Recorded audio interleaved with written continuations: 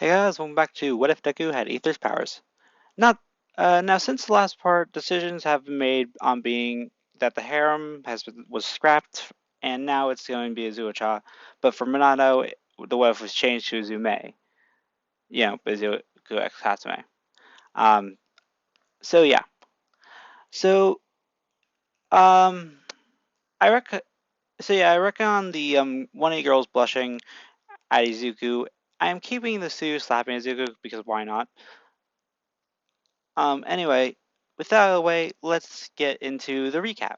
So in the last part, Izuku told the class the truth about him, being being that he's from another world, or he travels other worlds, um, and how Izumi was taken by the unknown god, and his powers being sealed away.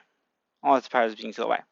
With most of the class believing him, since Aizawa uses quirk while Izuku was using Animo, and it did not affect Izuku at all, and all agreeing to help him except Todoroki, because he did not really believe Izuku. But anyway, let me just get a drink. Sorry. Anyway, we'll get into it just a second. Okay. So, but anyway, let's get into it. We start off this part in class just after the sports festival. No, not just after the sports festival was announced. Sports festival, blah. Um, Izuku was gathering his stuff for lunch when the class was interrupted by the students blocking the door out of the classroom, like in canon. Most of the stuff goes as in canon, with some changes being that Bakugo is more tame and does not call the other students extras, but he still has a little outburst and the whole Shinzo calling them arrogant and saying saying how the sports festival is a chance for them to get into the hero course and replace the current hero course students. So yeah, they all had the lunch discussing their motives to become heroes, specifically the trio now accompanied by Bako. So we have Bako, Izuku, Uraka, and Ida. Bako says he wants to be number one to prove that he's the best. Typical Bako stuff. Ida says he wants to live up to the Ingenium name. Then Uraka says that she wants to be hero for money, shocking the three.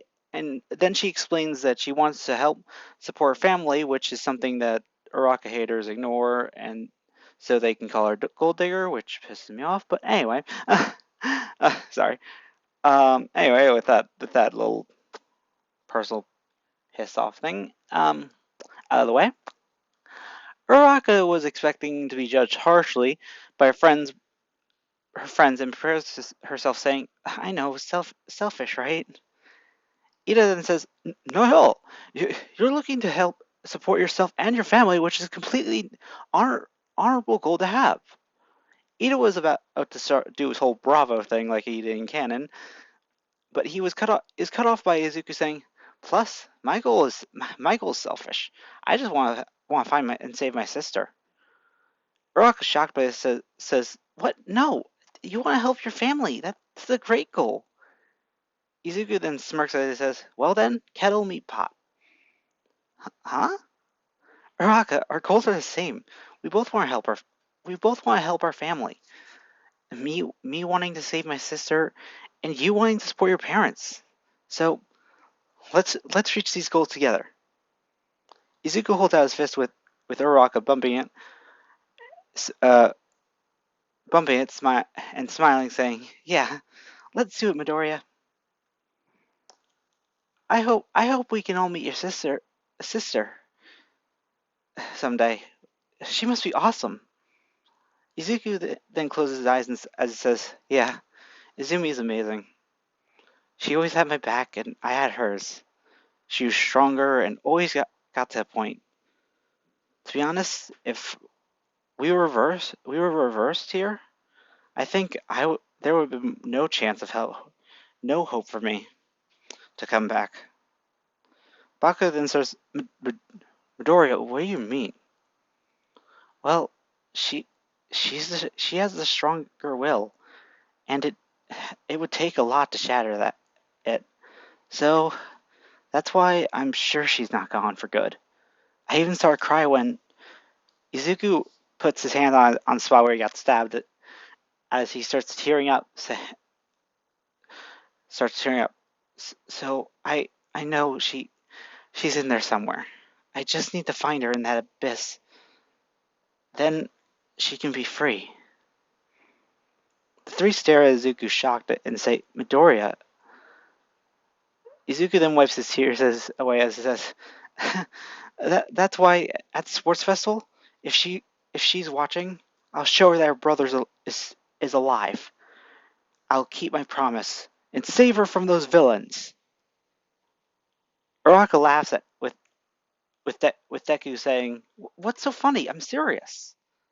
Uh, oh, I know you are, Midoriya, but understand this: you're not alone on in this mission anymore. You have you have your friends willing to help you no matter what. So don't forget that. Izuku's eyes widen and as he smiles, saying, I won't. I won't. Don't worry." But thinking, I'm sorry. I can't let you guys help me with my problem." Baku then interrupts us too, saying, all right, lovebirds, let's get going." Izuku and Araka blush as they say, We're not lovebirds." Whatever. Oh, and Midoriya? What, Bakugo?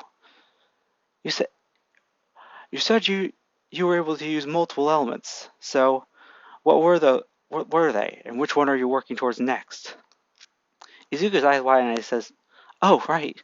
Well, at my full power, I had wings, and I could use more powerful forms of the elements Animo, Geo, Electro, Pyro, Cryo, and Hydro." Ida then says, "So if I'm understanding you correctly, you could use not only air, but earth, lightning, fire, ice, and water, but more powerful versions of than that? Than what you could use now?" Yeah, that about sums it up. So so what element are you gonna, I don't know who I'm saying this. So what element are you aiming for next? To be honest, I don't know. I was lucky getting Animo, but first I was lucky getting Animo back first. It's one of my best elements. But I feel like I'm close to unlocking another. I just don't know which one it is. Uraka is now thinking, so are they gonna ignore the fact Uraka's just thinking, so are they gonna ignore the fact that Midoriya said he had wings before? Which to that I say, yes, Uraka, yes they are. Anyway, time skip to after school. Um, and Izuku goes to the beach to train. So from this point on, Izuku will be training to unlock his next element. Oh, and will be training and will unlock his next element. So yeah, that about sums up his training. But anyway, that that night Izuku was asleep when he woke up to a white plain, like all white, a white void. Sorry. Um, as he says, where am I? Then he hears Izuku. Wait, that voice. Izumi! Izumi! He he runs towards the voice yelling, Izumi, where are you? He is then met by a voice saying, Listen, listen, Izuku, and you too, Izumi. Izuku's eyes widen as he thinks, Dad? And he turns around to see a younger version of him and Izumi crying over their dad as they say, What is it, Dad? I, I want you to promise me that you'll get to the next world and find a home and take care of each other, no matter what. Dad, Dad, come with us. We can get help. Sorry, kiddo, but I won't make it. I can buy you some time, but promise me that you will do what I said. Younger Izuku wipes his tears as he says, I promise. I'll protect Izumi and find a new home. Younger Izumi looks up crying and says, I promise to get stronger, to protect Izuku and to find a new home with him. Their dad smiles as he slowly gets up with his sword, saying, "Good, now go." Yonezuku grabs Izumi's wrist as he starts running with her, the two crying as they hear their father fighting. Um, everything around Izuku fades as he starts crying himself. The present Izuku, with Izumi appearing in the distance. Izuku, seeing this, starts running to her as he hears her saying, "But you failed to keep that promise. You couldn't protect me, and now." Izumi puts on the mask as and says, "You're too late." Izuku, feeling like he's just running in place, breaks down, saying, "No, I can't be too late, right?" Izuku is then cut off by Izumi slicing off his head, to, to which he wakes up crying, yelling, "No!" Izuku starts feeling around his neck, realizing that it was just a nightmare, as he says, I'm so sorry, Dad. I failed." He then hears the door swing open as he hears Inko say, "Izuku, what happened?" She sees Izuku crying and saying over and over that he failed and could not protect Izumi, to which she walks over and hugs him, saying, "Izuku, just let it all out. You'll find her again and save her." But, but what if I'm too late? And shh, you'll make it in time. Remember what you told me. You two practically raised each other. You were inseparable. So I doubt that bond could be destroyed so easily. To this, Izuku cries as he says, "Thank you." And he mutters, "Mom." And that's it. Thank you all for watching. Make sure to like, comment, subscribe, and I'll see you all next time. Bye-bye.